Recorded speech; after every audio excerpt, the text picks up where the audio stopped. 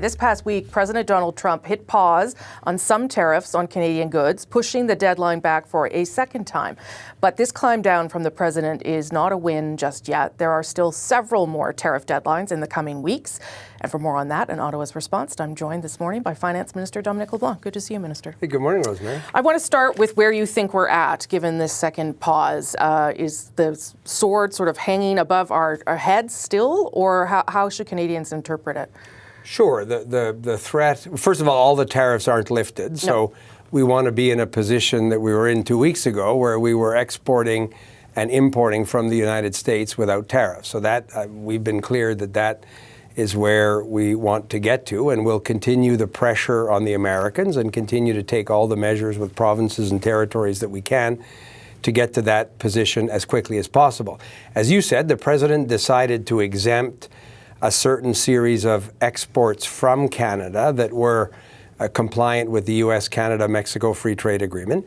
We did not remove the $30 billion of counter tariffs. We delayed by 9 days the next $125 billion, hoping that we can, before the beginning of April, when the U.S. government makes a series of global tariff decisions, we can get the country into the position we were in 2 weeks ago. But until then, we're going to continue to keep the pressure on the Americans. So let me tell you about some things, and you may be aware of them, that your colleague or friend, Howard Lutnick, said just this morning. Steel and aluminum tariffs are going into effect on Wednesday.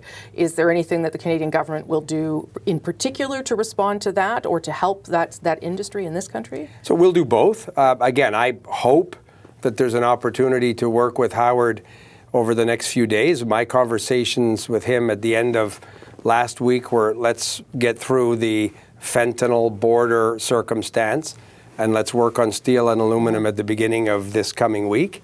So I haven't given up that we can get to a position where we can avoid that. But again, we have to prepare for this unpredictability. So we'll do two things. We'll support that sector of the economy critical to a whole series of provinces across the country. And we'll again be ready to take countermeasures that will show the Americans that it's not in their interest to do so. Okay, the other thing that Mr. Lutnick said and Kevin Haas said, that this is sort of what I thought was new language. They're saying we launched a drug war, not a trade war, again pointing to fentanyl and the border. What would you say in response to that this is a drug war and not a trade war? Because it seems to me like it's just a legal excuse to say that. Yeah, they're using the shared concern that we have with them around the devastating effects of the opioid crisis and fentanyl in the United States, like in Canada, to justify a series of economic measures. They're using tariffs finally as a sort of a foreign policy instrument. We continue to believe, Rosemary, that if the pretext to invoke these tariffs last week was fentanyl and border security, we have more than met the concern. Well, yes, except they're not listening, or your rational explanation is not getting through to them because this is not a rational exercise for them. Right, and some, but my colleague David McGuinty, Mike Duham, the Commissioner of the RCMP, the President of Border Services, had 10 days ago a very constructive meeting with the U.S. Border Czar, Tom Homan. And then 3 days later, President Trump decides to invoke the tariffs, and then there's been this sort of confusion ever since. I think I've stopped wondering, Rosemary, what motivates or what is behind these different decisions. It's an interesting exercise for a faculty club lunch somewhere. I'm trying to do with my colleagues in the Government of Canada, and the good news is with the full collaboration and partnership with provinces and territories, what we need to do to defend Canadian exporters and the Canadian economy and impress upon the Americans and the American economy, which ultimately is American consumers as well, that this is not in their interest to continue this level of uncertainty or what will be economic pain that will affect both countries. They are, again, the president specifically talking about dairy and supply management in this country. As you know, they're going through this crisis with the cost of eggs, and that's something that's directly hurting Americans. Is there any leeway there? Is there anything that we could say to them about supply management that would satisfy them? So I talked to Secretary Lutnick about this last week.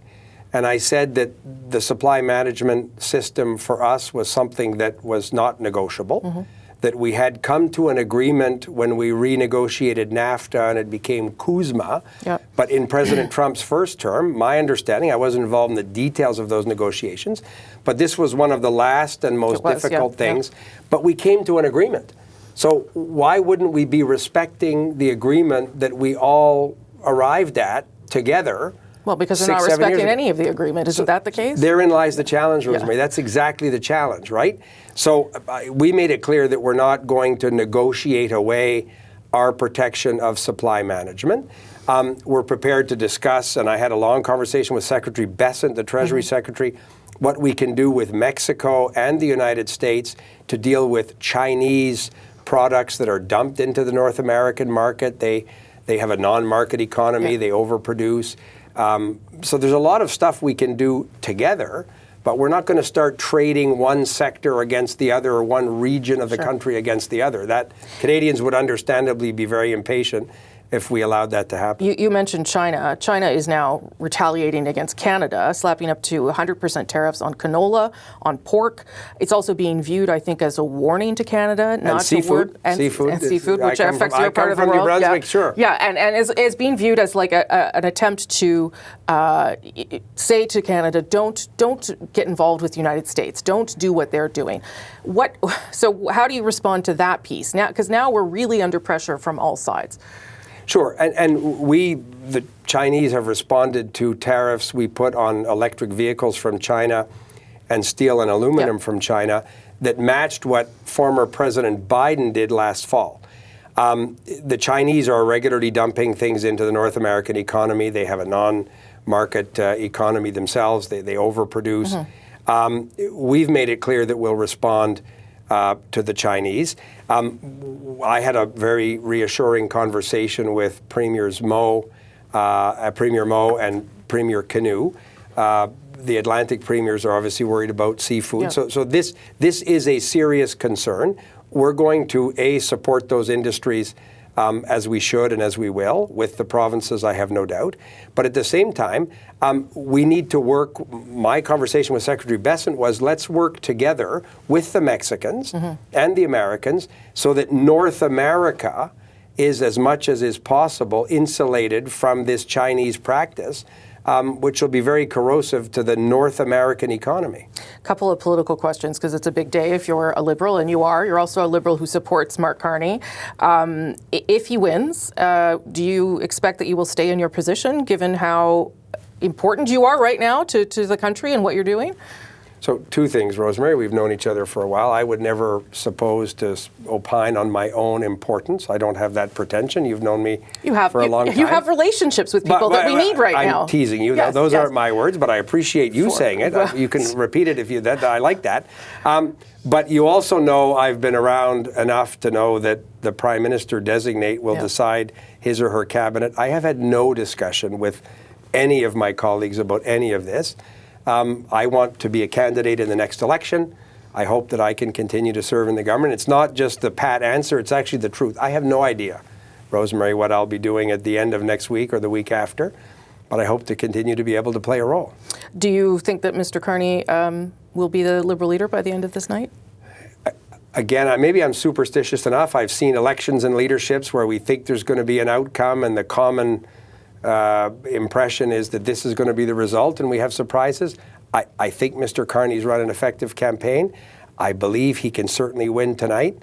But opining 5, 6, 7 hours before we see the result. I like opining. Yeah, but that's your job. I'm trying not to. Last question. I hope and think he's going to win tonight, and we'll see tonight. Last question. You are a friend of the Prime Minister's, Prime Minister Trudeau. This is he's moving into his last days, probably his last speech tonight.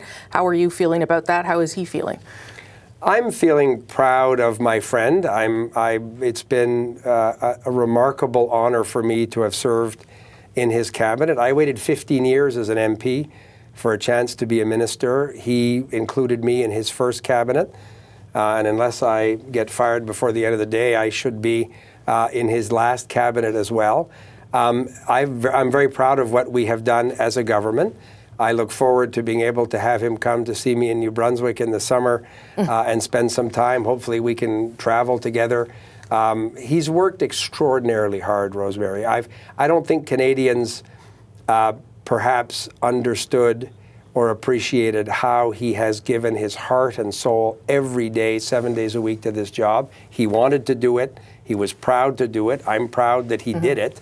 But I hope that he, with his family, has a bit of quiet time, and maybe he'll come to see me in New Brunswick in the summer. Okay, if you're not too busy, because we'll see where you end up in a few days. Minister, thank you so much. Appreciate your time. Thanks, Rosemary. Have a great day. You too. Premier David Eby, thank you so much for joining us. Well, thanks for having me. So as of now, Donald Trump has paused tariffs on all goods that fall under CUSMA, which many will be able to, even if they aren't now. What do you make of this pause and the prospect of having to go through this all again in a month's time? Well, the uncertainty is killing us, and it's hurting American business. It's hurting Canadian business. And the pause on the tariffs is just more uncertainty. How do you make a decision as a business, about hiring or expanding production if you don't know what your raw materials input cost is, as American businesses are facing right now with aluminum and steel tariffs? The same on the Canadian side of the border. If you don't know what the tariffs are to move products into the United States. And so what we're seeing is businesses on both sides of the border putting hiring on hold, and pricing and uncertainty, which means higher costs for everybody on both sides of the border. So we won't stand for it. I don't see this as a step back from the trade war. I see it as a continuation of it. And so we're going to continue our measures against the United States and support the federal government in continuing their measures as well. So remind us of some of the things that you're doing in your province that will have, hopefully, an impact on the Americans and convince them that this isn't the right thing to do. Well, we've joined across Canada in pulling liquor from the shelves. It's American liquor. We focus particularly on Republican states. We want to send a strong message to those Republican congresspeople and governors that they really need to push Donald Trump. We know who's doing this to us, and we want to send that message. We've also, we're going to be introducing legislation shortly to be able to do a few things, one of which is to enable us to be able to put a charge on commercial vehicles. We border Alaska and Washington State. We have commercial vehicles traveling from Washington State through British Columbia to Alaska to supply Alaska and back and forth, to put an additional charge on those vehicles, to particularly send a message to the Republican governor and Congresswoman from Alaska about something they already know, which is how important the relationship is with British Columbia, but they have a direct line to Donald Trump to underline that for him and send that message for us. We're working nationally with our partners across the country. All the premiers are on side to remove those internal trade barriers so that BC businesses can work more closely together. And we're continuing to support the federal government on measures that may be non-tariff measures. For example, we produce something called germanium here in British Columbia at the Tech Smelter, and it's something the Americans can't get anywhere else.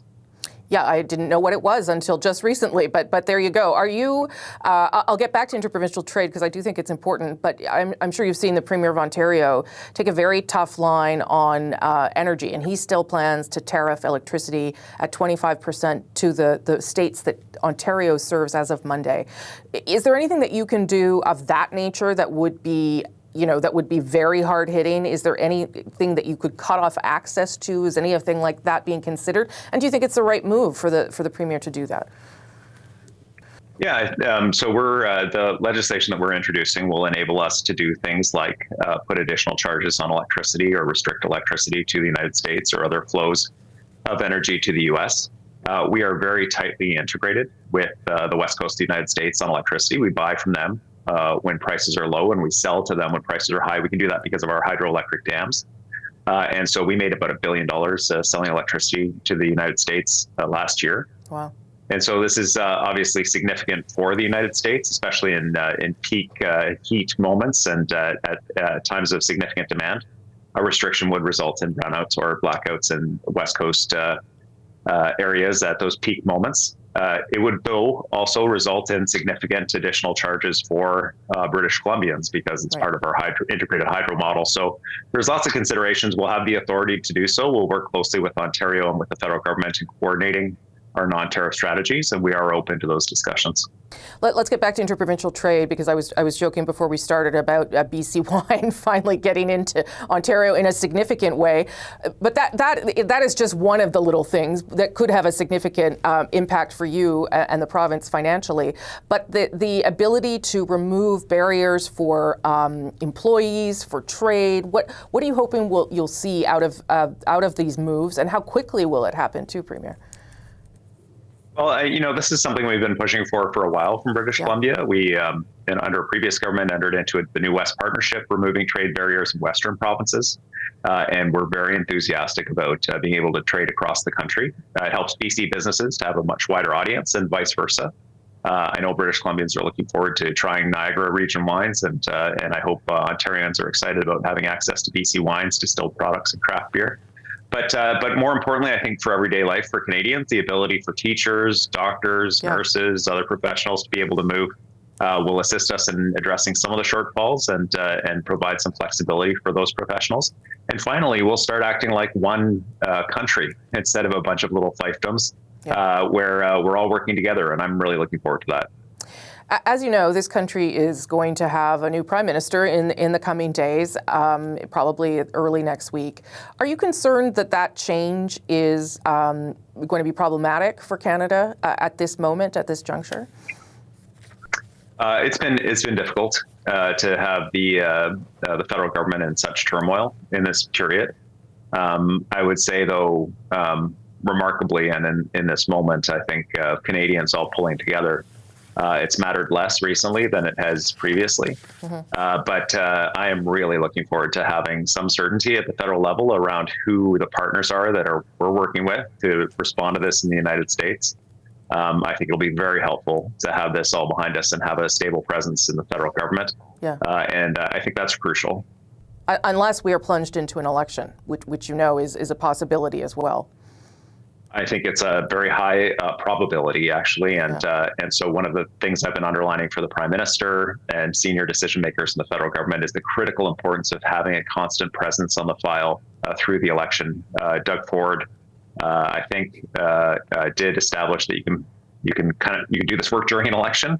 I don't think it's an ideal scenario, but to have that consistent presence, if we have a change in the party that's governing the country, someone will be able to continue that work and ensure it continues over into the next government. If it's the same party, it'll allow for that consistency all the way through during a period when the leaders can have to be out all across the country campaigning. So for a bunch of reasons, we need that stable presence. Okay, Premier David Eby, I know you're very busy. I really appreciate your time today. Thank you, sir.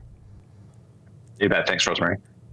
In Canada, we are home to a strong social safety net, with the battle scars to prove its mettle. The auto worker in Michigan, the steel worker in Pennsylvania, the farm worker in Iowa or Alabama, they can't count on that same support the way Canadian workers can and will.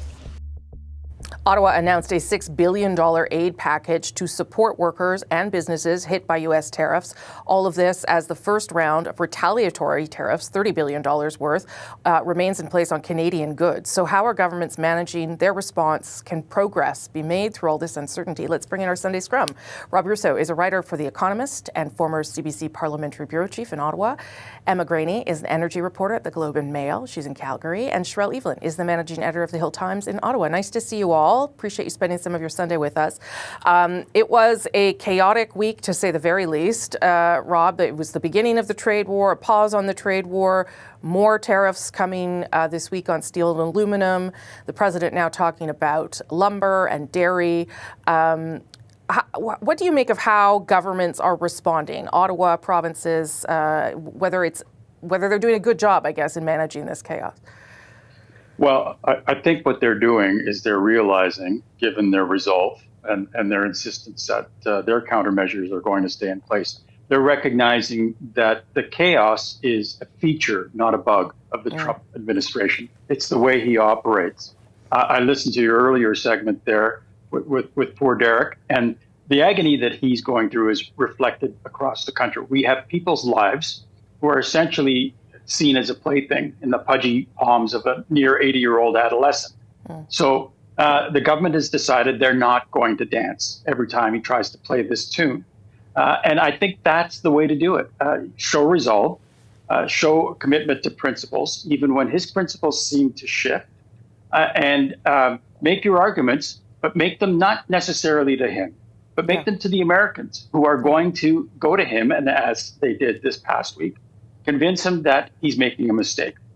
If not on Wall Street, certainly on Main Street, places like Tennessee and Alabama and Ohio and Wisconsin and Michigan. That's the strategy that seems to work.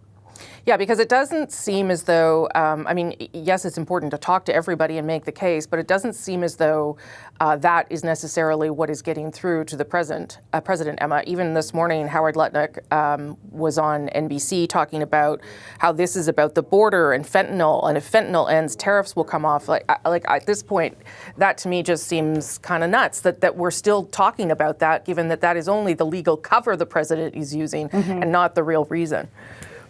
Oh, yeah, the goalposts, they're not shifting. They just don't exist anymore. Yeah. And it's been really interesting to watch from the energy perspective. I cover energy. Yeah. And it's the two systems are so integrated. We've got the American Petroleum Institute. We've got all of these American processors, refiners, trying to get the ear of the White House and say, what are you doing? Because this is only going to drive up huge amount of cost for consumers when it comes to gasoline. If there's one thing voters hate, it's higher gasoline prices. Yeah. So that is a message that they're really trying to get through, that I know a lot of, the Alberta Premier Danielle Smith has been down a bunch of times. Jonathan Wilkinson has been down a bunch of times as well. Whether or not that message is getting through, it just doesn't seem so, because here we are making up reasons about fentanyl when that doesn't actually seem to be what's going on at all here. And it's just this kind of strong-arming tactic, as we all know, by the US administration to just, chokehold Canada a little bit. And there doesn't seem to be any way that is changing right now, aside from it's changing literally every second of every day. Aside from that, it's not really changing. Yeah. Sherelle, what are you making of the response so far? Well, it's been really interesting to see the shift that's gone on. The mask is really starting to come off on the Canadian side. There used to be a lot more tiptoeing around Donald Trump and the idea of Donald Trump. And I don't know if it's just the feature of the fact that the Trudeau government is coming to an end, and the fact that we're going to have a new Liberal leader as of tonight, or just the fact that they're all realizing now what they're dealing with, and that you cannot, as much as people would have liked this lesson to come a lot earlier, you cannot deal with him in the same bounds of normal diplomacy.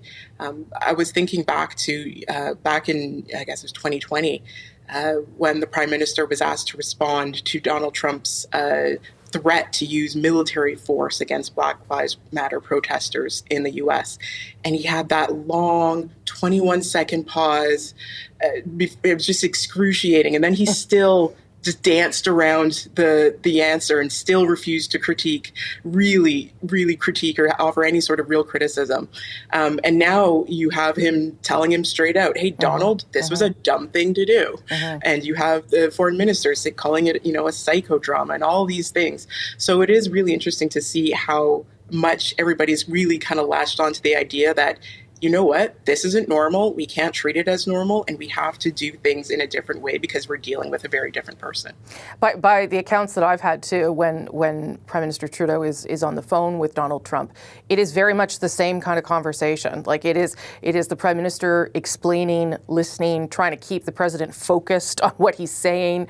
It's not that much different than what we see in public. And so Rob, your thoughts on that, but also Doug Ford, because I think Doug Ford is a very interesting player in this. He's kind of the really ultimate bad cop, and that seems to be also helpful in a situation like this. Yeah, it's interesting that the Secretary of Commerce in the United States, perhaps the point person on tariffs, Howard Lutnick, thought it was important enough for him to get on the phone and try to convince Doug Ford to drop his threat of putting a tariff on power to the United States.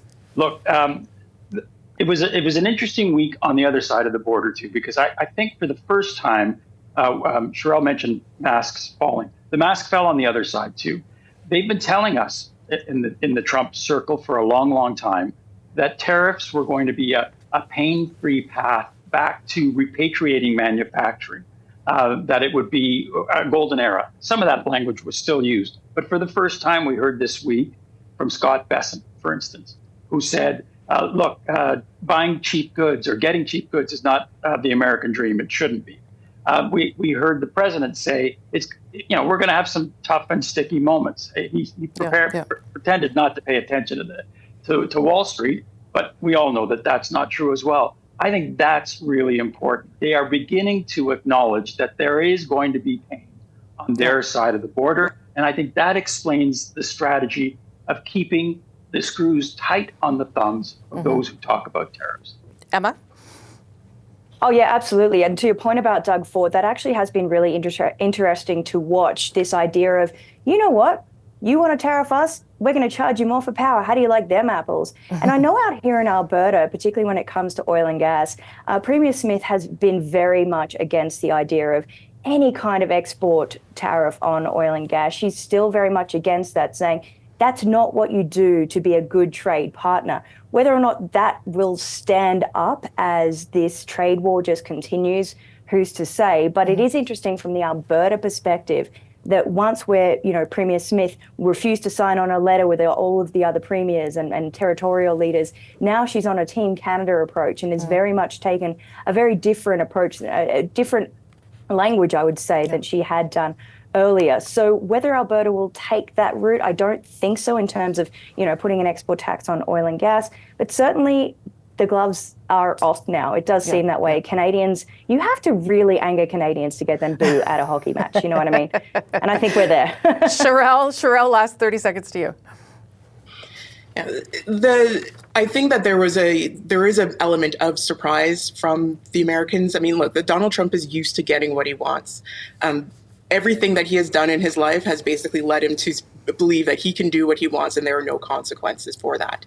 So the fact that there is this pushback and that there are people now in his ear saying, hey man, like you're actually really hurting us and we need something different from you, I think is possibly shaken him a little bit. And maybe that's why he's doubling down so much on all these various reciprocal tariffs that are supposed to be coming in the next, weeks. But I do think that the Canadian response to a degree and the American response to the Canadian response has, shaken the ground underneath them just a little bit. Okay, Rob, Emma, Sherelle, thank you for that first round. We'll talk about the Liberal leadership and the other big story of the day next hour. Thank you all very much.